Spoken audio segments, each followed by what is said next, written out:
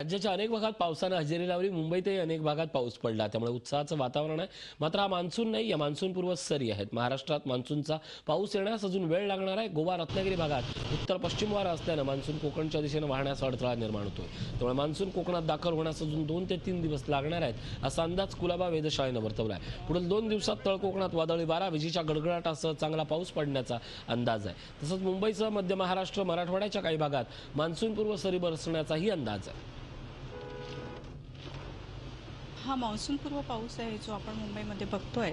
अजूनपर्यंत हा तळ कोकणामध्ये मान्सून पोहोचलेला नाहीये। अजून 2-3 दिवस आपल्याला वाट बघावी लागेल। येत्या काही दिवसांमध्ये पण चांगला पाऊस असणार आहे। आयएमडीने सांगितलं 106% जो पाऊस पडणार आहे, म्हणजे एक्सेस पाऊस पडणार आहे आणि कोकणामध्ये पण हा पाऊस एकदम व्यवस्थित एक्सेसमध्येच राहणार आणि मराठवाड्यामध्ये स्पेशली तुम्ही विचारलं तर मराठवाड्यामध्ये पण तो एक्सेसच राहणार आहे। तर जुलै, ऑगस्ट, सप्टेंबरमध्ये भरपूर पाऊस। झी 24 तास रहा एक पाऊल पुढे।